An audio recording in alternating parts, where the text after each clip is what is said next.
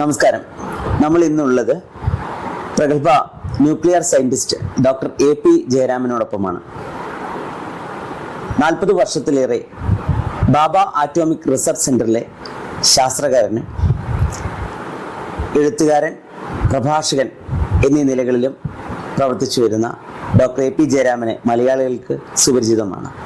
പ്രത്യേകിച്ച് ശാസ്ത്ര ഗവേഷണ രംഗത്തുള്ള സങ്കീർണമായ കാര്യങ്ങളെ വളരെ ലളിതസുന്ദരമായി മലയാളത്തിൽ സാധാരണ ജനങ്ങൾക്ക് മനസ്സിലാകുന്ന രീതിയിൽ കമ്മ്യൂണിക്കേറ്റ് ചെയ്യാൻ സാധിക്കുന്ന ഡോക്ടർ AP ജയരാമന്റെ കൃതികൾ, അദ്ദേഹത്തിൻ്റെ നിരന്തരമായ എഴുത്ത് എന്നിവ മലയാളികൾക്ക് വർഷങ്ങളായി പരിചിതമാണ്. ഇന്ന് ഡോക്ടർ ജയരാമൻ സാറിനോടൊപ്പം അദ്ദേഹത്തിൻ്റെ ദീർഘകാലമായ ശാസ്ത്ര ഗവേഷണ ജീവിതത്തെക്കുറിച്ചും പുതുതായി ഈ മേഖലയിലേക്ക് എത്തിച്ചേരാൻ ആഗ്രഹിക്കുന്ന കുട്ടികൾക്ക് എങ്ങനെയാണ് ശാസ്ത്രാഭിരുചി വളർത്തിയെടുക്കാനാവുക എന്നതിനെക്കുറിച്ചുമൊക്കെ ചോദിച്ചറിയാം. നമസ്കാരം ജയരാമൻ സർ. പറയും. ഒരു ഗവേഷകൻ, പ്രഭാഷകൻ എന്നതിനേക്കാളൊക്കെ ഉപരിയായിട്ട് ഒരു നല്ല സയൻസ് കമ്മ്യൂണിക്കേറ്റർ എന്ന രീതിയിൽ ഒരുപാട് കാലമായി എഴുതുകയും പ്രഭാഷണങ്ങൾ നടത്തുകയും ഒക്കെ ചെയ്യുന്ന വ്യക്തിയാണ് അങ്ങ്. ആദ്യം അറിയാൻ ആഗ്രഹിക്കുന്ന കാര്യം, വളരെ യുക്തിഭദ്രമായിട്ടും വളരെ പ്രസിഷനോട് കൂടിയൊക്കെ പറയേണ്ട സങ്കീർണമായ ശാസ്ത്ര രഹസ്യങ്ങളെ അല്ലെങ്കിൽ ശാസ്ത്രീയമായ കാര്യങ്ങളെ സാർ എങ്ങനെയാണ് ഒരു വളരെ സുഗമമായിട്ടൊരു കഥ പറയുന്നത് പോലെ പറയുന്നത്? എങ്ങനെയാണ് സാർ അത്തരം ഒരു ദൗത്യത്തിലേക്ക് കടന്നു വരുന്നത്? എങ്ങനെയാണ്? അതൊരു നീണ്ട കഥയാണ്. കാരണം ശാസ്ത്രത്തിൻ്റെ ജീവരക്തം പ്രിസിഷനാണ്. ഇൻസാന് പറഞ്ഞു, അക്യുറസി, പ്രിസിഷൻ, എറർ ഫ്രീ ആയിരിക്കണം. ഈ നിലയ്ക്ക് ഓരോ വാക്കുകളെയും പ്രയോഗിക്കാൻ ഒരു ശാസ്ത്രജ്ഞൻ പ്രയോഗിക്കുമ്പോൾ അത് വളരെ സ്റ്റെറൈലായിരിക്കും. അപ്പോൾ ആ ഭാഷ, ശാസ്ത്രത്തിൻ്റെ ഭാഷ, ശാസ്ത്രത്തിൻ്റെ വ്യാകരണം, അതിൻ്റെ സ്ട്രക്ചറ്, അതിൽ നിന്ന് മാറി പക്ഷെ അതിനോട് നീതി പുലർത്തിക്കൊണ്ട് ആണ് ഇത് കഥാരൂപത്തിൽ പറയുന്നത്. അപ്പോൾ ആദ്യം ഈ കാര്യം നല്ലോണം മനസ്സിലായാലേ നമുക്ക് ഈ കഥ പറയാൻ പറ്റും. അപ്പോൾ കഥ പറയുന്നതിന് മുമ്പ് ഇപ്പോൾ ഒരു 10 മിനിറ്റ് കഥ പറയണമെന്നുണ്ടെങ്കിൽ 1 മണിക്കൂർ നമ്മൾ അതിനെപ്പറ്റി അതിൻ്റെ എല്ലാ വശങ്ങളെയും കാണണം. അപ്പോൾ ശാസ്ത്രകഥ പറയുക എന്ന് പറഞ്ഞാൽ അത് അതിൻ്റെ ഔന്നത്യമാണ്. വളരെ കാലത്തെ പരിചയം കൊണ്ട് നേടിയെടുക്കുന്ന ഒരു സ്കിൽ സെറ്റ് എന്ന് വേണം അതിന്. അതുകൊണ്ടാണല്ലോ ഈ സയൻസ് സ്റ്റോറി ടെല്ലിംഗ് എന്ന് പറയുന്നത്. പ്രത്യേകിച്ചും ഈ കഥ എന്ന് പറയുന്ന സമയത്ത് നമ്മുടെ മനസ്സിലൊരു രൂപമുണ്ട്, ഒരു സാങ്കല്പിക രൂപമുണ്ട്. ഇങ്ങനെ തുടങ്ങണം, അതിനൊരു സ്ട്രക്ചറുണ്ട്. അതിന് വിഭിന്നമായിട്ട് ഒരു 3 മിനിറ്റിൽ ഒരു കഥ പറയണം. ഇപ്പോൾ ബോയിൽസ് ലോ 2 മിനിറ്റിൽ ഒരു കഥാരൂപത്തിൽ അവതരിപ്പിക്കണം എന്ന് പറയുമ്പോൾ വളരെയധികം തയ്യാറെടുപ്പ് വേണ്ട ഒരു സംഭവമാണത്. അതിപ്പോൾ പഴയ കാര്യങ്ങൾ, ഇപ്പോൾ ബോയിൽസ് ലോ, ചാൾസ് ലോ അതൊക്കെ പറയുന്ന പോലെയല്ല. കഴിഞ്ഞ മാസം ഒരു ശാസ്ത്ര ഗവേഷണം നടന്നു, അത് നമുക്കൊരു കഥയായി പറയണം. ഇന്ന് അത് വലിയൊരു സ്കിൽ സെറ്റാണ് ആൾക്കാരുടെ. ഫോർ എക്സാമ്പിൾ, എൻ്റെ ഒരു ഫ്രണ്ട് ഡോക്ടർ സാം ഇല്ലിംഗ്വർത്ത്, ഇന്നൊരു ഗവേഷണ പ്രബന്ധം വന്നാൽ നാളെ അദ്ദേഹം ഒരു കവിത എഴുതി, സോണറ്റ് എഴുതി പുറത്തുകൊണ്ടിരിക്കും. അപ്പോൾ കവിതാരൂപമുള്ള എൻ്റെ ഏറ്റവും പരമോന്നത രൂപം അതിൽ കൊണ്ടുവരാൻ കഴിവുള്ള ശാസ്ത്ര സാഹിത്യകാരന്മാർ ഇന്നുണ്ട്. കാരണം അതൊരു പ്രൊഫഷനായിട്ട് വന്നിട്ടുണ്ട്. അത് ശരി. അതുകൊണ്ടാണ് ഒന്ന്. 2, ശാസ്ത്രം നല്ലോണം ദഹിച്ച് നമുക്ക് സ്വാംശീകരിച്ച് സ്വന്തമാക്കി കഴിഞ്ഞാലേ അത് പറയാൻ പറ്റും. കഥ പറയുമ്പോൾ പ്രത്യേകിച്ചും അതിൽ എന്തെങ്കിലും തെറ്റ് വന്നു എന്ന് വിചാരിക്കുക, ആശയപരമായിട്ടുള്ള എന്തെങ്കിലും ഒരു തെറ്റ് വന്നിട്ടുണ്ടെങ്കിൽ, ഒരു ദുഷ്പ്രതീതി വന്നാൽ കൂടി പ്രശ്നം വരും. കാരണം ഈ കുട്ടികളുടെ ആ സങ്കേതങ്ങളിലേക്കൊരു കുട്ടികളോട് കഥ പറയുമ്പോൾ വളരെ സൂക്ഷിക്കണം. അപ്പോൾ തെറ്റ് പറ്റാതെ ആക്യുറസി, പ്രിസിഷൻ, എറർ ഫ്രീഡം, ഇത് 3ഉം ശാസ്ത്രത്തിൻ്റെ മുഖ്യമായിട്ടുള്ള ആ 3 രാശികളെ കയ്യിൽ പിടിച്ചിട്ട് തന്നെ വേണം ഈ കഥ പറയാൻ. അപ്പോൾ കഥ പറയുക എന്നുള്ളത് ശാസ്ത്രം ഗവേഷണം ചെയ്യുന്നതിനേക്കാൾ വിഷമം പിടിച്ചൊരു കാര്യമായിട്ടാണ് തോന്നുന്നത്. പക്ഷെ ഒരിക്കൽ നമ്മൾ ആ ശൈലിയിലേക്ക് കയറി വിചാരിക്കാം, പിന്നെ പ്രശ്നം ഉണ്ടാവില്ല. അപ്പം അങ്ങനെ ഒരു വർഗം ഉരുത്തിരിഞ്ഞു വരുന്നുണ്ട്. അപ്പോൾ സാറിൻ്റെ ഈ ബാർക്കിലെ ഒരു ജോലിയോടൊപ്പമാണോ ഇത്തരം ഒരു കാര്യത്തിലേക്ക് കൂടി സാർ വരുന്നത്? തീർച്ചയായിട്ടും. 1965 ഡോക്ടർ MP പരമേശ്വരൻ പറയുണ്ടായി, നമുക്ക് 100 പൂക്കൾ വിരിയട്ടെ ബോംബെയിൽ. ട്രോംബെയിൽ 100 മലയാളികൾ മലയാള ശാസ്ത്ര സാഹിത്യത്തിന് വേണ്ടി അദ്ദേഹം എല്ലാവരും പിടിച്ചു കൊണ്ടുവന്നു. അങ്ങനെയാണ് ശാസ്ത്ര സാഹിത്യ പരിഷത്ത് ബോംബെയിൽ തുടങ്ങിയത്. അപ്പോൾ അത് പല വിഭാഗത്തിലുണ്ട്. അധികം ഒരു 50% എഞ്ചിനീയർമാരും 50% സയൻറ്റിസ്റ്റുമായിരുന്നു. ഈ 100 പേരെ മാസത്തിൽ ഒരിക്കൽ വന്ന് അവനവൻ എന്ത് ഗവേഷണം ചെയ്യുന്നു അതിനെ തനി ശുദ്ധ മലയാളത്തിൽ പറയണം. നല്ല വിഷമം പിടിച്ചൊരു പണിയാണ്. പക്ഷെ അങ്ങനെ ഒരു 4 കൊല്ലം 5 കൊല്ലം തുടർച്ചയായിട്ട് മാസത്തിൽ 10 ലേഖനം, 5 കൊല്ലം കൊണ്ട് 50 ലേഖനങ്ങൾ വളരെ പ്രധാനപ്പെട്ടത് ഉണ്ടാക്കാൻ. അന്നങ്ങനെ ഒരു മിഷനായിട്ട് അതൊരു മിഷൻ ആവാനുള്ള കാരണം അന്ന് നമ്മുടെ സ്പുട്നിക് യുഗമാണ്. സോവിയറ്റ് യൂണിയനിലെ ഈ ശാസ്ത്ര പ്രചരണം കൊടുമ്പിരി കൊള്ളുന്ന കാലമാണ്, അതും റഷ്യൻ ഭാഷയിൽ. അപ്പൊ പരമേശ്വരൻ 3 കൊല്ലം അവിടെയായിരുന്നു ഇലക്ട്രിക്കൽ എഞ്ചിനീയറിംഗ് കാലഘട്ടത്തിലെ റഷ്യൻ ലിറ്ററേച്ചർ നമ്മുടെ കേരളത്തിലേക്ക് നമുക്ക് മലയാളത്തിൽ വായിക്കാൻ കിട്ടിയിരുന്ന ഒരു കാലഘട്ടമാണ്. അപ്പൊ റഷ്യയിൽ ശാസ്ത്രം റഷ്യൻ ഭാഷയിലും പഠിപ്പിക്കുന്നതിന്റെ എല്ലാ കാര്യങ്ങളും അദ്ദേഹത്തിന് പിടികിട്ടി. അപ്പൊ അദ്ദേഹം ഒരു ചരിത്രപരമായ ഒരു ആവശ്യകത, ഒരു ഹിസ്റ്റോറിക്കൽ നെസസിറ്റി ആയിരുന്നു അന്ന്. അത് ഉൾക്കൊണ്ട് ഇവിടെ വന്ന് നടത്തുകയാണ് ചെയ്തത്. അതൊരു ട്രാൻസിഷനാണ് റഷ്യൻ മോഡൽ.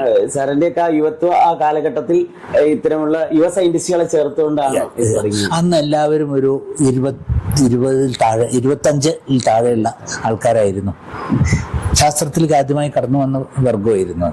സാറിന്റെ ഒരു വലിയൊരു കാര്യം എന്ന് വെച്ച് കഴിഞ്ഞാൽ ഇന്ത്യ അല്ലെങ്കിൽ ലോകം തന്നെ കണ്ട ശാസ്ത്ര മേഖല അധികായന്മാരായിട്ടുള്ള ഡോക്ടർ സതീഷ് ധവാന്റെയും അതുപോലെ ഡോക്ടർ APJ അബ്ദുൽ കലാമിന്റെ ഒക്കെ കാലഘട്ടത്തിൽ അവരോടൊപ്പം പ്രവർത്തിക്കാനായ ഒരു ശാസ്ത്രജ്ഞൻ എന്ന രീതിയിൽ കൂടിയാണ്. സാറിന്റെ ആ ഒരു എക്സ്പീരിയൻസ് ഇന്നുകൊണ്ട് പിൽക്കാലത്ത് സാർ ഇപ്പോൾ സമീപകാലത്തൊക്കെ നടത്തിക്കൊണ്ടിരിക്കുന്ന പ്രവർത്തനങ്ങളെ നമുക്ക് കാണാനാവുമ്പോൾ സാറ് ടീച്ചേഴ്സിലേക്കും കുട്ടികളിലേക്കും വല്ലാതെ ധാരാളമായിട്ട് സാറ് കടന്നു വരുന്നതായിട്ട് കാണാം. എന്തുകൊണ്ടാണ് സാറിന് അങ്ങനെ ഒരു താല്പര്യം വരുന്നത്? ഒരു സയന്റിസ്റ്റിന്റെ ഒരു ജോബ് പ്രൊഫൈലിൽ നിന്ന് പരിശീലനത്തിന്റെയും ഇത്തരത്തിലുള്ള ക്ലാസുകൾ കൈകാര്യം ചെയ്യുന്ന കാര്യത്തിലേക്ക് സാർ കടന്നു വരുന്ന വഴി എങ്ങനെയാണ് അതിന്റെ തുറക്കുന്നത്? ആദ്യം ഈ ശാസ്ത്രത്തിലെ പ്രതിഭാശാലികളുമായിട്ട് ഇടപെട്ടതിൻ്റെ 40 കൊല്ലം ശാസ്ത്രത്തിൽ പ്രവർത്തിക്കുമ്പോൾ തീർച്ചയായിട്ടും നമ്മൾ ഈ പ്രതിഭാശാലികളായിട്ട് ഇടപഴകേണ്ടി വരും. അപ്പോൾ അതൊരു വ്യക്തിയുടെ പ്രത്യേകതയല്ല, അത് ആ സ്ഥാപനത്തിൻ്റെ അത്രയും കാലം ഒരു സ്ഥലത്ത് നമ്മൾ വർക്ക് ചെയ്യുമ്പോൾ ലോകപ്രസിദ്ധരായ ശാസ്ത്രജ്ഞന്മാർ മുഴുവൻ BRCക്ക് വരും. സ്റ്റീഫൻ ഹോക്കിംഗ് വന്നിരുന്നു, നൊബൽ ലോറേറ്റ്സ് ധാരാളം വന്നുകൊണ്ടിരിക്കും. അപ്പോൾ ലോകോന്നത ശാസ്ത്രജ്ഞന്മാർ വന്നു, അവരെ കണ്ടു, അവരുമായിട്ട് പരിചയപ്പെട്ടു എന്നുള്ളത് ഒരു ഇൻസിഡൻ്റൽ ബൈ പ്രോഡക്റ്റേ ആവുന്നുള്ളൂ. ഈ എന്തുകൊണ്ട് അധ്യാപകന്മാരെ ശാസ്ത്രം പഠിപ്പിക്കണം എന്നുള്ളത് വന്നു, അത് വളരെ പ്രധാനപ്പെട്ട ഒരു ചോദ്യമാണ്. ഞാനൊരു അധ്യാപകനാണെന്നുണ്ടെങ്കിൽ ഞാൻ എന്ത് പറയും, ഞാൻ എന്ത് പറയരുത് എന്ന് ഒരു ശാസ്ത്രജ്ഞനായ അധ്യാപകൻ ക്ലാസ് എടുക്കുമ്പോൾ എന്താണ് വ്യത്യാസം? അപ്പം ഒരു ഗ്യാപ്പ് അനാലിസിസ് നടത്തുക. അപ്പോൾ പ്രത്യേകിച്ച് നമ്മൾ കെമിസ്ട്രിയിലോ അല്ലെങ്കിൽ ഫിസിക്സിലോ ഓരോ ആശയങ്ങൾ അവതരിപ്പിക്കുന്ന സമയത്ത് ഏത് തരത്തിൽ, അതായത് പാഠ്യപുസ്തകത്തിൽ നിന്ന് പുറത്ത് കടന്നുകൊണ്ട് അതിനോട് നീതി പുലർത്തിക്കൊണ്ട്, പക്ഷെ അതിനേക്കാൾ കൂടുതൽ ആ ഗവേഷണ രംഗത്തിലേക്ക് വരണമെന്നുണ്ടെങ്കിൽ ഇത് മാത്രം അറിഞ്ഞാൽ പോലെ ഇതിൽ കൂടുതൽ കാര്യങ്ങൾ അറിയേണ്ടതുണ്ട്. അപ്പം ആ നിലയ്ക്ക് ഒരു ഗവേഷകന്റെ ഭാഗം കൂടി അധ്യാപകനിലേക്ക് ഏൽപ്പിക്കുക എന്നുള്ളതാണ്. ഇത് അത്ര എളുപ്പമുള്ള കാര്യമല്ല. കാരണം അധ്യാപകനെ സംബന്ധിച്ചിടത്തോളം തൻ്റേതായ മുറകളുണ്ട്, അതുപ്രകാരം ഇതിങ്ങനെ നടന്നുകൊണ്ടിരിക്കും. ഈ ഗവേഷകൻ വന്നിട്ട് ഇങ്ങനെ പറയണം, അങ്ങനെ പറയരുതെന്ന് പറഞ്ഞാൽ അധ്യാപകർ അങ്ങനെ ശിക്ഷരായി മാറുന്ന സ്ഥിതിയല്ല അവരുടെ. അവർക്ക് അവരുടേതായ എല്ലാവർക്കും ഉണ്ട്. പക്ഷെ ശാസ്ത്രജ്ഞന് അധ്യാപകന്മാർ പഠിച്ച അടുത്ത തലമുറ വരുമ്പോൾ തങ്ങൾക്ക് ശാസ്ത്രരംഗത്തേക്ക് വരാൻ പറ്റിയ ആൾക്കാരായിരിക്കണം എന്നുള്ള ഒരിത്. അപ്പോൾ ഞങ്ങൾ BRCയിൽ ഞങ്ങൾക്കൊരു ട്രെയിനിങ് സ്കൂളുണ്ട്. ആ ട്രെയിനിങ് സ്കൂളിൽ ഞങ്ങളെ പഠിപ്പിക്കുന്നത് മുഴുവൻ സയൻറ്റിസ്റ്റാണ്. BEdോ MEdോ ഡിഗ്രി ഇല്ലാത്ത. അപ്പോൾ അത് ഒരു തരം സംഭാഷണ പരമ്പരയിലേക്കാണ് കോൺവെർസേഷൻ. അത് പറഞ്ഞ് ഞാൻ ഇന്നത് ചെയ്തു, നിങ്ങൾ ഇന്നത് ചെയ്യണം എന്ന് പറയുമ്പോൾ ഒരു ട്രാൻസ്ഫർ ഓഫ് നോ ഹൗ അവിടെ നടക്കുന്നുണ്ടല്ലോ, ഒരു ഗവേഷകൻ അധ്യാപകനായി. അപ്പോൾ ഈ ഗവേഷകൻ അധ്യാപകനായാലത്തെ ഗുണം എന്താണെന്ന് രുചിച്ച കൂട്ടരാണ് ഞങ്ങൾ. അപ്പോൾ എനിക്ക് മനസ്സിലായി, ഞാൻ കോളേജിൽ എന്നോട് ഇതാണ് പറഞ്ഞിരിക്കണേ, ഇവിടെ വന്നിട്ട് ഇവർ പറഞ്ഞത് ഇങ്ങനെയാണ്.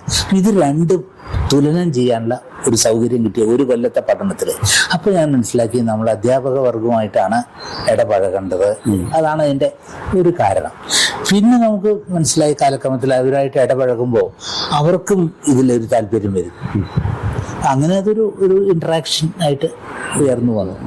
കുട്ടികളുടെ ആ ഒരു സയന്റിഫിക് ടെമ്പർമെന്റും ഒരു സയൻസ് റിസർച്ച് ആപ്റ്റിറ്റ്യൂഡും ഡെവലപ്പ് ചെയ്യാൻ ടീച്ചേഴ്സിന്റെ ഭാഗത്ത് ഉണ്ടാവേണ്ട ഒരു സമീപനം, അതിനെക്കുറിച്ച് സാറിന്റെ ഒരു കാഴ്ചപ്പാട് എന്താണ്? അതായത് ശാസ്ത്രം പഠിപ്പിക്കുക എന്ന് പറയുന്ന സമയത്ത് എന്താണ് ശാസ്ത്രം, എന്തല്ല ശാസ്ത്രം എന്ന് കൂടി പറയണം. അപ്പോൾ നമുക്ക് വലിയ ശാസ്ത്രം എന്ന് പറയുമ്പോൾ വളരെ ഒരു ആബ്സ്ട്രാക്റ്റ് ആയിട്ടുള്ള ഒരു ഐഡിയ ആണ് മൈൻഡിലുള്ളത്. എന്തോ ഒരു പുസ്തകത്തിലെ കാര്യമാണെന്നുള്ളതാണ്. ശാസ്ത്രത്തിന് വളരെ ലളിതസുന്ദരമായിട്ടുള്ള എന്ന് പറഞ്ഞ പോലെ ഒരു നിർവചനം പറയുകയാണെങ്കിൽ science enables us to know things and to do things. To know things and do things, അതാണ് ശാസ്ത്രത്തിൻ്റെ. പക്ഷേ നമുക്ക് പല കാര്യങ്ങളും അറിയാം, നമ്മളത് ചെയ്യുന്നില്ല. നമ്മൾ വളരെയധികം കാര്യങ്ങൾ ലബോറട്ടറിയിൽ ചെയ്യുന്നുണ്ട്, എന്തിനാ ചെയ്യണമെന്ന് അറിയുന്നതില്ല. അപ്പോൾ ഈ അറിയാതെ ചെയ്യുക എന്നുള്ളത് വലിയൊരു ശാസ്ത്രത്തിലത്തെ ഒരു പ്രശ്നമാണ്. അതുപോലെ ചെയ്ത് അറിയാം, നമ്മളൊരു കാര്യം ചെയ്യുമ്പോൾ നമുക്കൊരു അറിവ് കിട്ടും. അപ്പോൾ ഈ നോയിങ് ആൻഡ് ഡൂയിങ് രണ്ടും ഒരേ വേഗതയിൽ പോകുന്ന, അതാണ് ഈ ശാസ്ത്രാഭിരുചിയുടെ പ്രധാനപ്പെട്ട കാര്യം. പക്ഷെ നമ്മൾ കണ്ടുവരുന്നത് knowing without doing, doing without knowing. ഇത് ശാസ്ത്രത്തിൻ്റെ ഭാഷയല്ല. അപ്പോൾ ഇതിനെ സമഞ്ജസമായിട്ട് കൊണ്ടുപോകാനുള്ള ഒരു ഒരു പശ്ചാത്തലം നമ്മൾ സൂക്ഷിക്കേണ്ടതുണ്ട്. അതാണ് കുട്ടികളെ പഠിപ്പിക്കുക എന്ന് പറഞ്ഞാൽ ഞാൻ പറയാം, ഞാൻ എൻ്റെ 2 പേരക്കുട്ടികളെ ശാസ്ത്രം പഠിപ്പിച്ചിട്ടുണ്ട്. ഞാൻ വീട്ടിൽ നടത്തിയൊരു പരീക്ഷണത്തിൻ്റെ അടിസ്ഥാനത്തിലാണ് ഇത് പറയുന്നത്. അപ്പോൾ IB സിസ്റ്റത്തിൽ കൂടെയാണ് എന്തെങ്കിലും ക്ലാസ്സിലൊരു ടെക്സ്റ്റ് ബുക്കിൽ അവർക്ക് എന്തോടും ടീച്ചർ പറഞ്ഞാൽ ഉടനെ അവർ വരും എൻ്റെ അടുത്ത്, ഇന്നതാണ് ഞാൻ ക്ലാസ് കേട്ടത്, നമുക്കത് ഡിസ്കസ് ചെയ്യാം, അതൊരു എക്സ്പെരിമെൻ്റ് ഇന്ന് ചെയ്യണം. അപ്പം അങ്ങനെ കഴിഞ്ഞ രണ്ട് പേരെ കുട്ടികളുടെ കൂടെ ഈ 12 വരെ പഠിക്കുക എന്നുള്ള ആ പ്രക്രിയ ഉണ്ടല്ലോ, അത് എന്നെ സംബന്ധിച്ചിടത്തോളം വലിയൊരു ലേണിംഗ് കർവായിരുന്നു. എൻ്റെ തലമുറ, എൻ്റെ അടുത്ത തലമുറകൾ. അപ്പോൾ പാഠപുസ്തകത്തിൽ നിന്ന് വ്യത്യസ്തമായ ഒരു പാഠഭേദം നമുക്ക് ഉണ്ടാക്കണമെന്നുണ്ടെങ്കിൽ അതും ഗവേഷണത്തിനുള്ളൊരു ത്വര. അവർക്ക് ഒരു കാര്യം പറഞ്ഞാൽ പെട്ടെന്ന് ഒരു ഗവേഷണം ചെയ്യണം എന്നുള്ളതായിരിക്കും. ഇപ്പോൾ ഒരു പഴം പഴുക്കണു, പഴുത്തിട്ട് അതിൻ്റെ തൊലി കറക്കണു, അതൊരു ഫെനോമെനൻ, ഒരു പ്രതിഭാസം. എത്ര വേഗം കറക്കുന്നു, എന്തുകൊണ്ട് കറക്കുന്നു, അത് അവരൊരു പരീക്ഷണ രൂപത്തിൽ ചെയ്യും. അപ്പോൾ പണ്ട് ഇവര് യൂറിക്കയിലൊക്കെ ചോദിക്കും എന്തുകൊണ്ട് ആ എന്തുകൊണ്ട് എന്നുള്ളതിൻ്റെ ഏറ്റവും ബലം കൂടിയിട്ടുള്ള ഒരു ചോദ്യമാണ് ഈ കുട്ടികളോട് ശാസ്ത്ര അഭിരുചി ഉണ്ടാക്കുക എന്നുള്ളത്. ഇന്നിപ്പോൾ ലോകത്തിലെല്ലാവിടെയും ആഗോളതലത്തിൽ നമ്മൾ നോക്കുകയാണെങ്കിൽ കുട്ടികൾക്ക് ഈ ശാസ്ത്രാഭിരുചി വളരെയധികം ഉയർന്നു വന്നിട്ടുണ്ട്. കാരണം അവർക്കൊന്നും മനഃപ്പാടമാക്കേണ്ട ആവശ്യമില്ല. ഇൻഫർമേഷൻ ഗ്യാദറോ കാരിയറോ അല്ല ഒരു കുട്ടി. ഇൻഫർമേഷൻ തന്നാൽ അതിനെ എങ്ങനെ പാകപ്പെടുത്തും, പ്രോസസ്സ് ചെയ്യുന്നുള്ളതാണെന്ന് നമ്മൾ നോക്കണം. അപ്പോൾ നോളേജ് എക്കോണമിയിൽ നമ്മൾ ഉദ്ദേശിക്കുന്നത് കുറേ ഇൻഫർമേഷൻ കാരിയേഴ്സ് അല്ല നമ്മളാരും. നമുക്ക് എപ്പോൾ വേണമെങ്കിലും ഇൻസ്റ്റന്റ് ഇൻഫർമേഷൻ ലേറ്റസ്റ്റ് കിട്ടും. ആ ഇൻഫർമേഷൻ കിട്ടിയാൽ അതിൽ നിന്ന് നമ്മൾ എങ്ങനെ നോളജിനെ പ്രോസസ്സ് ചെയ്ത് പ്രാക്ടിക്കാലിറ്റിയിലേക്ക് വരും, അതാണ്. അപ്പോൾ അത് നോളജ് ഇക്കോണമിയുടെ എവല്യൂഷൻ്റെ ഒരു ഭാഗമാണ്. ആ ഭാഗത്താണ് നമ്മൾ നിൽക്കുന്നത്. എൻ്റെ കാലഘട്ടത്തിൽ നോളജ് എന്ന് പറഞ്ഞിട്ടുണ്ടെങ്കിൽ കുറേ കാര്യങ്ങൾ അറിഞ്ഞിരിക്കുക, അത് ഈ പണ്ഡിത സമാനമായിട്ടുള്ള സകല ശാസ്ത്ര പുരാണ ഇതിഹാസ പാരാവാര പാരംഗതം എന്നൊക്കെ പറയുന്നത് 4 സബ്ജക്റ്റ് അറിഞ്ഞാൽ അതൊന്നും കാര്യമില്ല. ഇന്നിപ്പോൾ ഒന്നും അറിയേണ്ട ആവശ്യമില്ല. പക്ഷെ അനലിറ്റിക്കൽ സ്കിൽ ഈ കാര്യം പറഞ്ഞിട്ടുണ്ടെങ്കിൽ അവർ അടുത്ത ഡെറിവേറ്റീവ് ഉണ്ടാവും, എന്നിട്ട് അത് വാലിഡേറ്റ് ചെയ്യും അല്ലെങ്കിൽ ഫാൾസിഫൈ ചെയ്യും, ഇത് ശരിയോ തെറ്റോ എന്നുള്ളത്. അപ്പോൾ ആ ഒരു മെന്റാലിറ്റി, അതാണ് ഈ ശാസ്ത്രീയ മനോഭാവം എന്ന് പറയുന്നത്. പിന്നെ അതേ സമയത്ത് എന്തെങ്കിലും ഒരു കാര്യം ചെയ്തിട്ട് നമ്മൾ തെറ്റി എന്ന് പറഞ്ഞാൽ എനിക്ക് തെറ്റ് പറ്റി എന്ന് പറയാനുള്ള ആ ഫ്രീഡം ഉണ്ടല്ലോ, അത് സയൻസിൽ മാത്രമേ ഇല്ല. വേറെ ആർക്കും ഞാൻ ചെയ്തത് തെറ്റാണ്.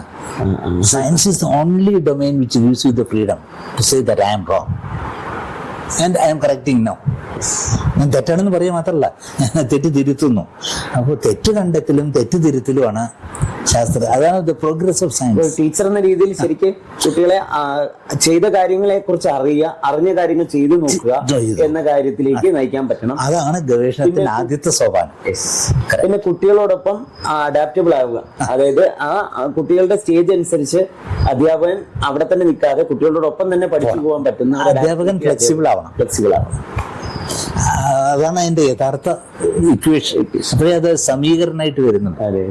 അല്ലെങ്കിൽ അതൊരു delivery, I say you accept, one way traffic ആണ് നോളജ് ട്രാൻസ്ഫർ.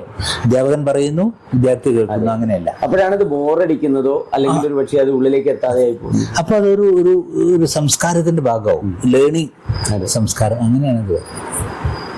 സർ, മറ്റൊരു കാര്യം, പ്രത്യേകിച്ച് കുറെ കാലങ്ങളായിട്ട് ഈ കുട്ടികൾക്കുള്ള ഉപരിപഠനം അഥവാ കരിയർ മാർഗനിർദ്ദേശ രംഗത്തൊക്കെ പ്രവർത്തിക്കുന്ന ഒരാൾ കൂടി ആയതുകൊണ്ട് എനിക്ക് പലപ്പോഴും ഒരുപാട് കുട്ടികളിൽ നിന്ന് ഉള്ള പ്രതികരണങ്ങൾ നോക്കുമ്പോൾ തോന്നിയിട്ടുള്ള ഒരു കാര്യമാണ് സംശയരൂപത്തിൽ ചോദിക്കാനുള്ളത്.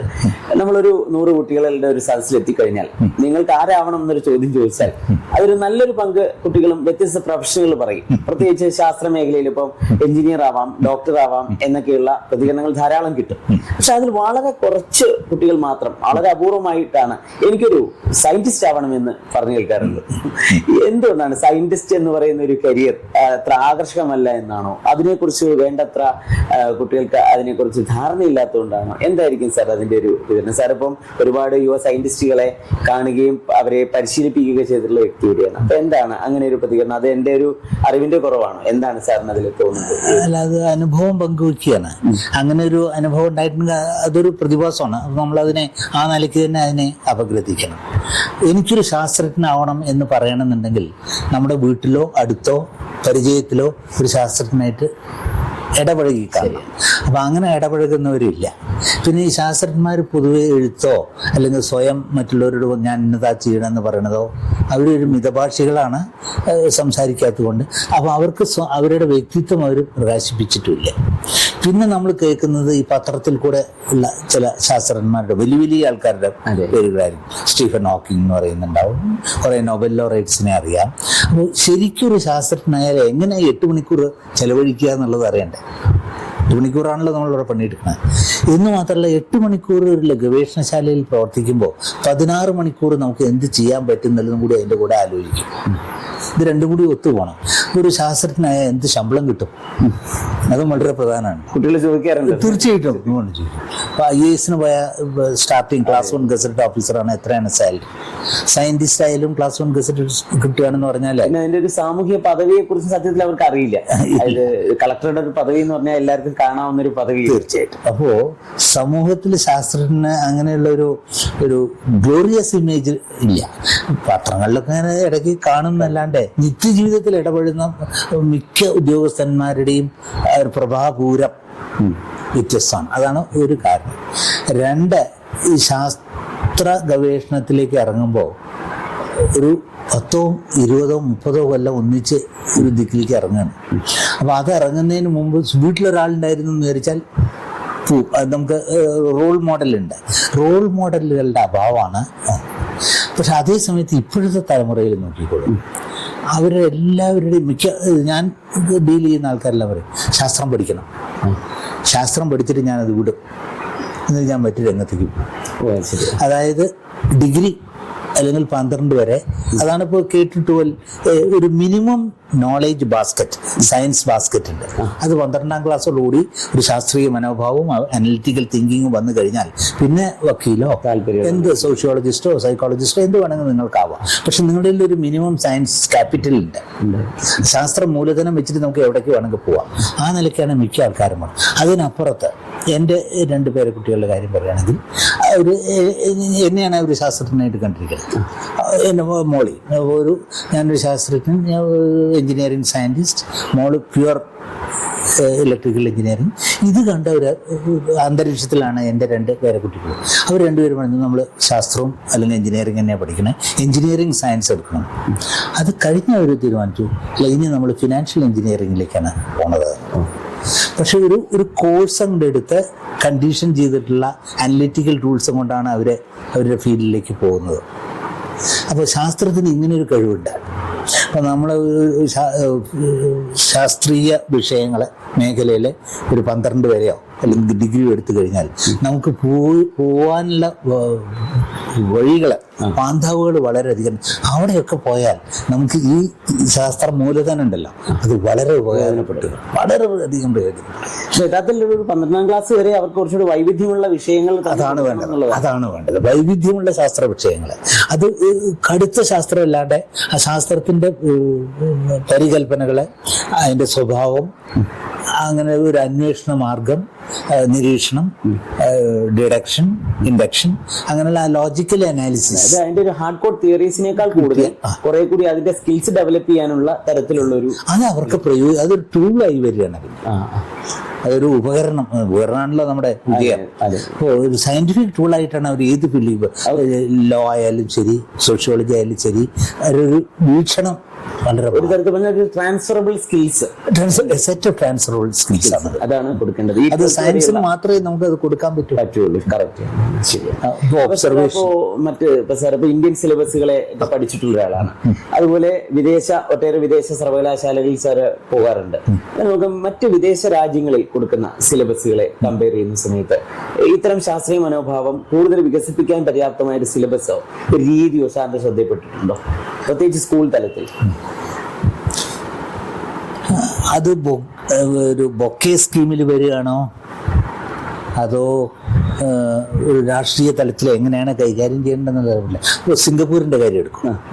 ചെറിയൊരു സ്ഥലം, 1-ാം തരം ശാസ്ത്രീയ സിലബസാണ് അവരുടെ കയ്യിലുള്ളത്. അവിടുത്തെ കുട്ടികൾ പൈസ ടെസ്റ്റിൽ വളരെ ഉയർന്നു വരുന്നുണ്ട്, ശാസ്ത്രീയ മനോഭാവമുണ്ട്, നല്ലോണം ടെക്നോളജി ഉണ്ട്, ഡീസാലിനേഷൻ ടെക്നോളജി, പല ടെക്നോളജികൾക്ക് അവർക്ക് പറ്റും. അപ്പോൾ ഒരു നോളജ് ഇക്കോണമിക്ക് വേണ്ടുന്ന ഒരു ഉൽപ്പന്നത്തെ ഉൽപ്പാദിപ്പിക്കുന്ന ഒരു വ്യവസായശാലയായിട്ടാണ് അവിടെ നമ്മൾ സ്കൂളിനെ കാണുന്നത്. അത് അതിൻ്റെ ഒരു ഉയർന്ന വശം.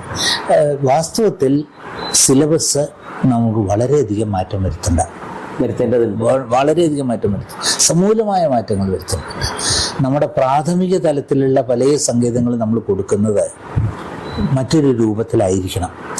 അങ്ങനെ നമ്മൾ ഒരു താരതമ്യ പഠനം നടത്തുകയാണെങ്കിൽ ഇന്റർനാഷണൽ ബാക്കലോറിയറ്റ് സിലബസ് ഉണ്ടല്ലോ, അതാണ് IB. അത് എന്നെ സംബന്ധിച്ച് ഞാൻ അതിൽ കൂടെ കടന്നു പോയത് കൊണ്ട് പറയുകയാണ്, ഒരു ശാസ്ത്രജ്ഞനെ സംബന്ധിച്ചിടത്തോളം അത് വളരെ ഉപകാരപ്രദമായിട്ട് ഞാൻ കണ്ടു. അതായത് 12th വരെയുള്ള IBDP കഴിയുന്ന സിസ്റ്റത്തിൽ കൂടെ വരുമ്പോൾ ശാസ്ത്രീയ മനോഭാവം നല്ലോണം അരക്കിട്ട് ഉറപ്പിച്ചിട്ടാണ് കുട്ടികൾ പുറത്തു വരുന്നത്. നേരത്തെ സൂചിപ്പിച്ച പൈസ ടെസ്റ്റ്, അത്തരം ടെസ്റ്റുകൾ കുട്ടികളെ അവരുടെ ശാസ്ത്രീയ മനോഭാവത്തെ കൂടി കൃത്യമായി വിലയിരുത്താൻ പര്യാപ്തമാണല്ലേ? അതെ, തീർച്ചയായിട്ടും ഒബ്ജക്റ്റീവ് അനാലിസിസ് നടത്താനും കമ്പാരിറ്റീവ് സ്റ്റഡിക്കും അത് വേണം. നമ്മുടെ രാജ്യത്ത് ഈ പൈസ ടെസ്റ്റ് അങ്ങനെ ഇംപ്ലിമെന്റ് ചെയ്യുന്നതായിട്ട് അറിവുണ്ടോ സാർ? നമ്മൾ പണ്ട് വളരെ കാലം മുമ്പ് നടത്തി, എന്നിട്ട് ഹിമാചൽ പ്രദേശും തമിഴ്നാടും വളരെ 73-72 താഴ്ന്നത് വന്നു. അതോടുകൂടി നമ്മളിത് ഇന്ത്യൻ സംസ്കാരത്തിന് യോജിച്ചതല്ല എന്ന് പറഞ്ഞ് ഇന്ന് പുറത്ത് കടന്നു. പക്ഷെ ഇപ്പോൾ ആഗോളതലത്തിൽ നമുക്കൊരു വ്യക്തിത്വം, ഒരു സാന്നിധ്യം ഉണ്ടാക്കണമെന്നുണ്ടെങ്കിൽ തന്നെ പൈസ ടെസ്റ്റിൽ കൂടെ നമ്മുടെ വിദ്യാഭ്യാസ സമ്പ്രദായം കടന്നേ തീരൂ, അല്ലെങ്കിൽ നമ്മളെ പറ്റി ഒരു ബോധം ഉണ്ടാവില്ല. എങ്കിലേ ഇന്ന് നമ്മൾ ലോകം വിഭാവനം ചെയ്യുന്ന തരത്തിലൊരു ഒരു ഗ്ലോബലൈസ്ഡ് ഇക്കോണമിക്ക് ഇത് വളരെ ആവശ്യമാണ്. നോളജ് ഇക്കോണമിയിലേക്ക് കടക്കാൻ പറ്റുള്ളൂ.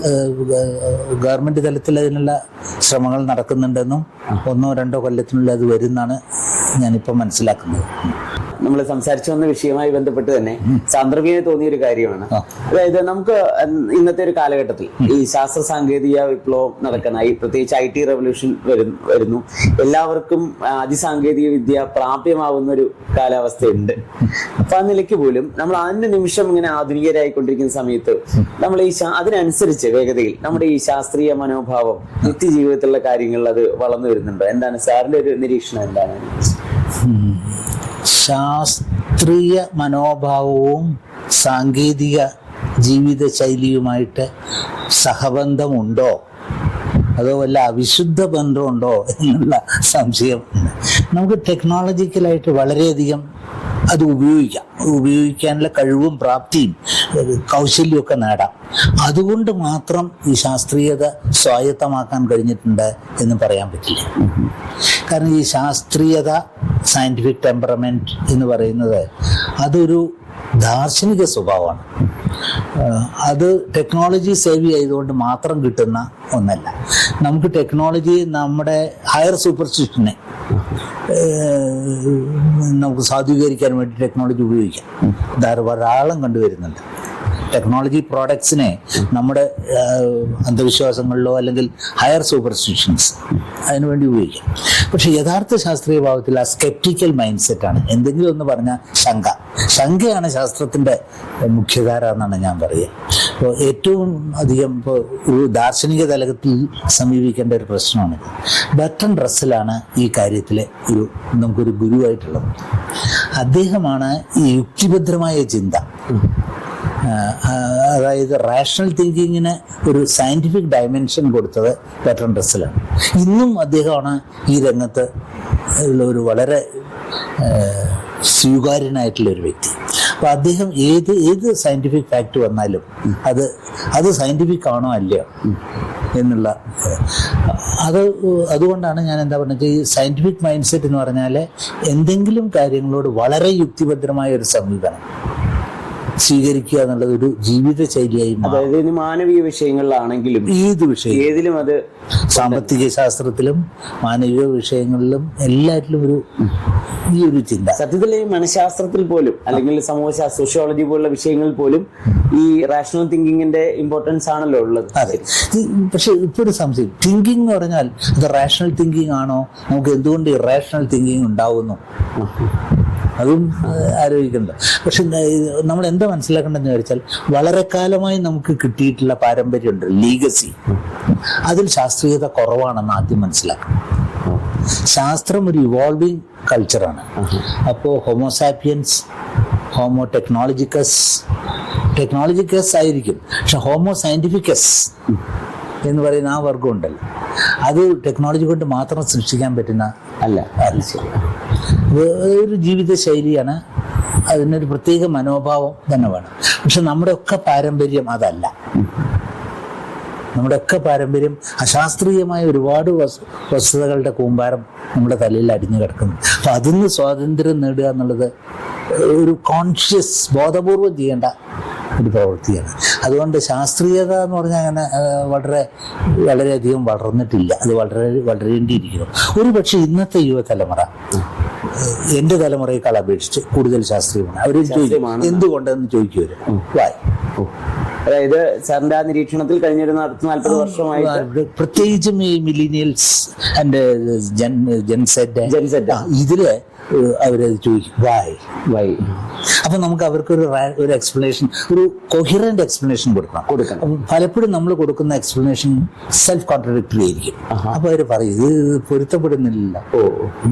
അപ്പൊ അങ്ങനെയാവുമ്പോ സാറേ, സാധാരണ നിലയ്ക്ക് ഇപ്പൊ ഇത്തരത്തിലുള്ള വളരെ റാഷണലായിട്ട് എന്തിനും കാര്യകാരണ സൈഡ് നോക്കുമ്പോൾ അവിടെ ഒരു ഇമോഷൻ ഫാക്ടറിന്റെ അതോ ഒരു ഹ്യൂമൻ ഫാക്ടർ ഇല്ലാതെയുള്ള സാധ്യതയുണ്ടോ? അതായത് സ്റ്റെറൈലാവും, നമുക്ക് മാനുഷിക ഗുണങ്ങളൊക്കെ ഇല്ലാതായിട്ട് നിർമാനുഷികത്വം വരും എന്നുള്ളത് അങ്ങനെയില്ല. കാരണം നമ്മളെപ്പോഴും ഒരു ഫിലോസഫിയിൽ, ഞാൻ ബർട്രൻഡ് റസ്സലിന്റെ കാര്യം പറഞ്ഞു, അദ്ദേഹത്തോട് ചോദിച്ചു എന്താണ് ഒരു നല്ല ജീവിതം? അപ്പൊ അദ്ദേഹം പറഞ്ഞു, a good life is one inspired by love and guided by knowledge എന്ന് പറഞ്ഞു. സ്നേഹത്താൽ പ്രചോദിതവും ജ്ഞാനത്താൽ നിയാമകവുമാണ് ധന്യമായൊരു ജീവിതം എന്ന് അദ്ദേഹത്തിൻ്റെ ഒരു സിമ്പിൾ ഇക്വേഷൻ സമീകരണം. അത് നേരത്തെ നമ്മൾ ആ നോയിങ് ആൻഡ് ഡൂയിങ് പറഞ്ഞതുപോലെ സ്നേഹമില്ലാത്ത ജ്ഞാനം. ഹിരോഷിമയിലും നാഗസാക്കിയിലും നമ്മൾ ബോംബ് കൊണ്ടിട്ടു. ജ്ഞാനത്തിന്റെ 5 കളിയായിരുന്നു. അതിൽ കൂടി പരമജ്ഞാനം നമ്മൾ അവിടെ പൊട്ടിച്ചു. സ്നേഹം തീരെ ഉണ്ടായിരുന്നില്ല.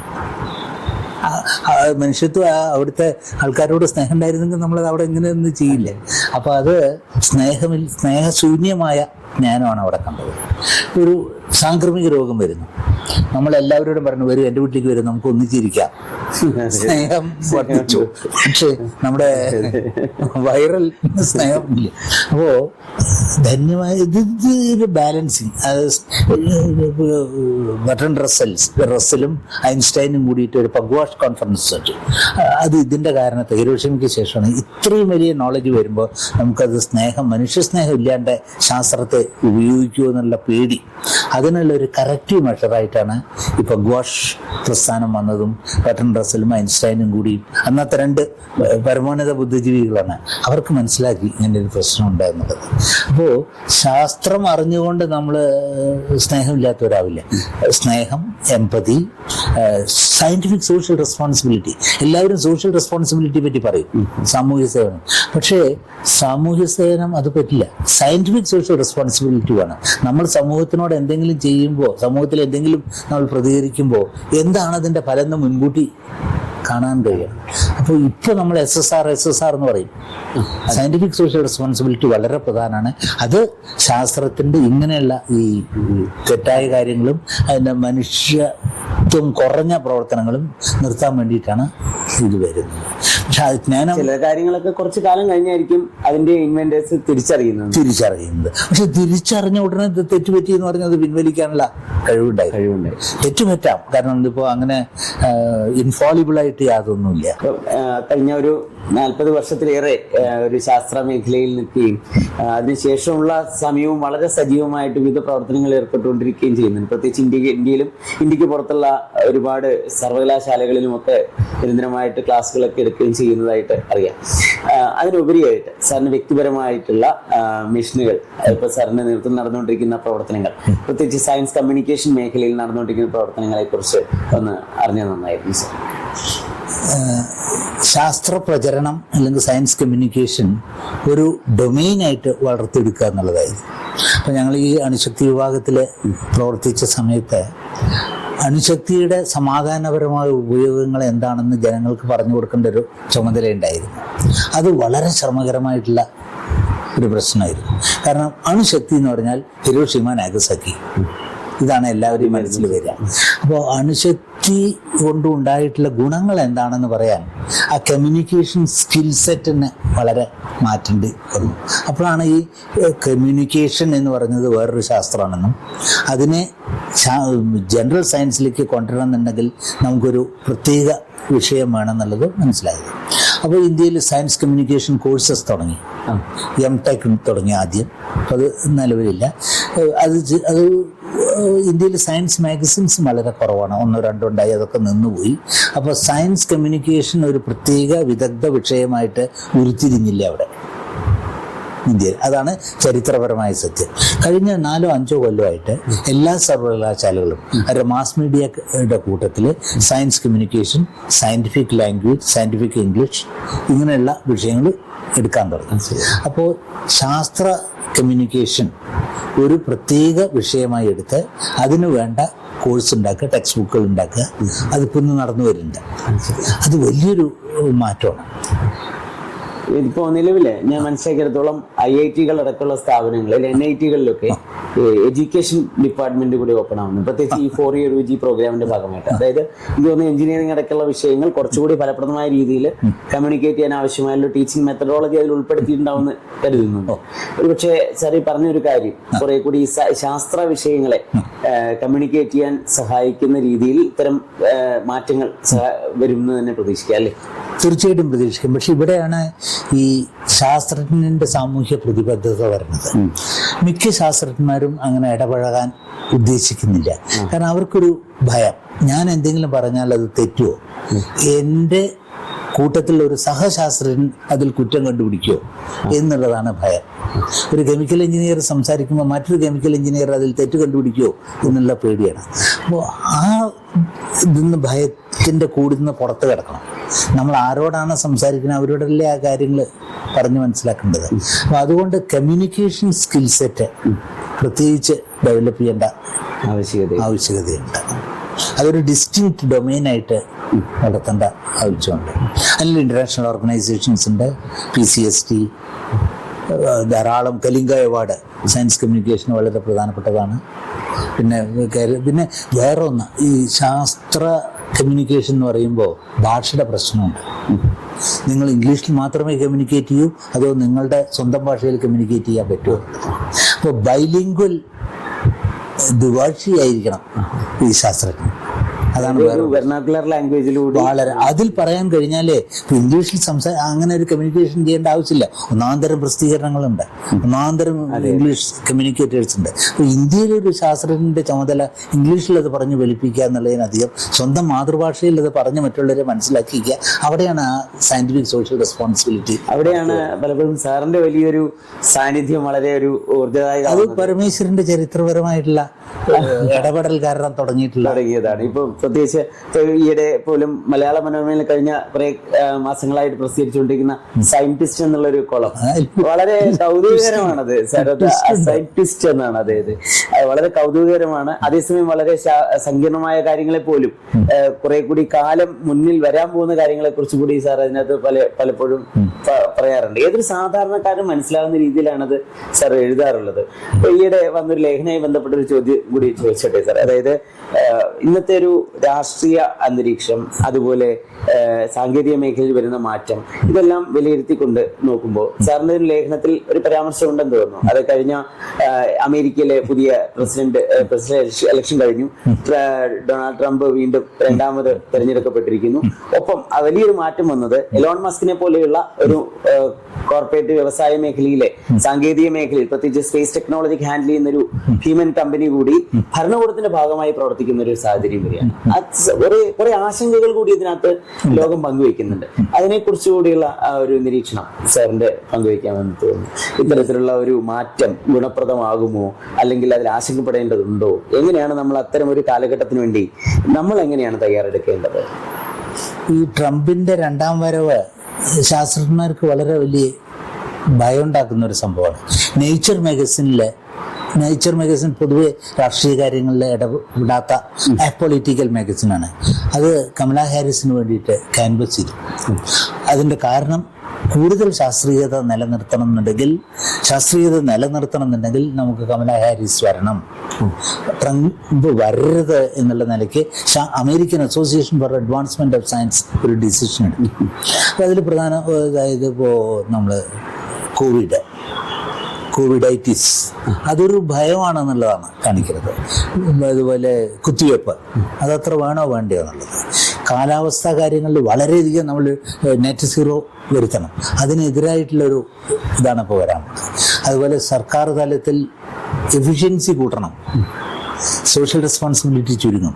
അപ്പോൾ ട്രംപ് ഒരു പ്യുവർലി കമേഴ്സ്യൽ നിലയ്ക്കാണ് ഇത് പോകുന്നത്. ഇത് മാത്രമല്ല, നിലവിൽ ശാസ്ത്രം വിലമതിക്കുന്നതും വാലിഡേറ്റ് ചെയ്തതുമായിട്ടുള്ള സങ്കല്പങ്ങൾക്ക് എതിരാണ് അദ്ദേഹം. അപ്പോൾ ഒരു അശാസ്ത്രീയ അല്ലെങ്കിൽ വിശാസ്ത്രീയ മനസ്ഥിതിയാണ് അദ്ദേഹത്തിനുള്ളത്. അപ്പോൾ അത് ബഡ്ജറ്റിലൊക്കെ കാണും. ആ ബഡ്ജറ്റിൽ പ്രത്യേകിച്ചും കാലാവസ്ഥാ ശാസ്ത്രത്തിൽ അവിടെയാണ് നമുക്ക് ഏറ്റവും നെറ്റ് സീറോ ഫോസിൽ ഫ്യൂവലിൻ്റെ ഉപയോഗത്തിൽ അത് വർദ്ധിക്കും. അപ്പോൾ ഈ നെറ്റ് സീറോ ഇനിയും ഈ ട്രംപിന്റെ കാലം കുറച്ചും കൂടി നീളുന്ന വരെ, അതായത് നമ്മളിപ്പോൾ ഈവൻ നമ്മൾ സോളാർ എനർജി ടെക്നോളജിയിലേക്കോ ഒക്കെ മാറുകയാണെങ്കിൽ പോലും അപ്പോഴും ഈ പ്രോബ്ലം പ്രസക്തമാണെന്നുള്ളതാണ് അല്ലേ? പ്രശ്നമാണ്. ഈ സോളാർ എനർജിയിലേക്ക് മാറുന്നതിൻ്റെയും ജിയോ പൊളിറ്റിക്സ് നമ്മൾ നോക്കണം. ഇതിനുള്ള റയർ എർത്ത് എലിമെന്റ്സ് അധികം ലാന്തനൈറ്റ്സ് സപ്ലൈ ചെയിൻ ചൈനയിൽ മാത്രമാണ്. അപ്പോൾ ഏത് പ്രശ്നത്തിനും ഇതുണ്ട്. പക്ഷെ മൗലികമായിട്ട് ഇന്നിപ്പോൾ എല്ലാവർക്കും നമുക്ക് 1.5 ഡിഗ്രി സെൽഷ്യസ് ടെമ്പറേച്ചർ കൂടിയിട്ടുണ്ടെങ്കിൽ അപായം വരും എന്നുള്ള കൺസെൻസസ് ഉണ്ടല്ലോ. ശാസ്ത്രലോകത്തിൻ്റെ ചിരസമ്മതമായിട്ടുള്ള ചില സങ്കേതങ്ങളെ അതിനോടുള്ളൊരു വെല്ലുവിളിയാണ് ഈ ട്രംപിൻ്റെ രണ്ടാം ഊഴം കാണിക്കുന്നത്. അതാണ് പ്രശ്നം. അതായത് ചുരുക്കത്തിൽ ശാസ്ത്രകാരന്മാരും കുറെ കൂടി പൊളിറ്റിക്കലി അലേർട്ടായിട്ടിരിക്കേണ്ട ഒരു സാഹചര്യത്തിലാണ് ഇന്ന് ഉള്ളതെന്ന്. പറ്റുകയാണെങ്കിൽ അധികാരത്തിൽ കയറാൻ നോക്കണം. അധികാരത്തിൽ കയറാൻ നിർത്തിയില്ലെങ്കിൽ അധികാരത്തിന്റെ ഉപദേശകനായി മാറാൻ പറ്റണം. എങ്കിൽ മാത്രമേ കുറെ കൂടി സുരക്ഷിതമായിട്ടുള്ള ഒരു ലോക ജീവിതം സാധ്യമാകൂ എന്നൊരു സാഹചര്യമുണ്ട്. ശാസ്ത്രീയ തീരുമാനങ്ങൾ എടുക്കുമ്പോൾ നാഷണൽ അക്കാഡമീസിനോട് കൺസൾട്ട് ചെയ്യുക. പ്രത്യേകിച്ചും ഈ ക്ലൈമറ്റ് സയൻസിൽ അത് വളരെ പ്രധാനമാണ്. ഇമ്മീഡിയറ്റ് ആയിട്ട് COP29 എത്ര ക്ലൈമറ്റ് ഫണ്ട് വെക്കണം എന്നുള്ളതിനെ പറ്റിയിട്ട് തീരുമാനത്തിൽ എല്ലാവരും പിന്നാക്കം പോയി. ഇപ്പൊ ട്രംപിന്റെ നിഴൽ അവിടെയൊക്കെ ഉണ്ടായിരുന്നു. അപ്പോൾ പൊളിറ്റിക്സ് വിട്ടിട്ട് അരാഷ്ട്രീയമായിട്ടുള്ള ഒരു ശാസ്ത്രീയത ബുദ്ധിമുട്ടായിരിക്കും. ഇപ്പോൾ സർ, അങ്ങയുടെ വിലപ്പെട്ട സമയം മാറ്റിവെച്ച് വളരെ കുറഞ്ഞ സമയം കൊണ്ട് തന്നെ ദീർഘകാലത്തെ ഗവേഷണ രംഗത്തെ പരിചയം, അതുപോലെ പുതിയ തലമുറയിൽ വളർന്നു വരുന്ന കുട്ടികളുടെ ശാസ്ത്രീയ അഭിരുചി വർദ്ധിപ്പിക്കാൻ എന്ത് ചെയ്യാം എന്നതിനെക്കുറിച്ച്, അധ്യാപന രംഗത്തെക്കുറിച്ച്, അതിലൊക്കെ ഉപരിയായിട്ട് ഏറ്റവും സമീപകാലത്ത് മാറിക്കൊണ്ടിരിക്കുന്ന രാഷ്ട്രീയ അന്തരീക്ഷം, അതിൽ ഒരു സയന്റിസ്റ്റിന്റെ സ്റ്റാൻഡ് എന്തായിരിക്കണം എന്ന് തുടങ്ങിയ ഒട്ടേറെ വിഷയങ്ങളെക്കുറിച്ച് വളരെ ലളിതമായി തന്നെ സംബന്ധിച്ചതിന് ഏറെ സന്തോഷം. നന്ദി സർ. നമസ്കാരം സർ.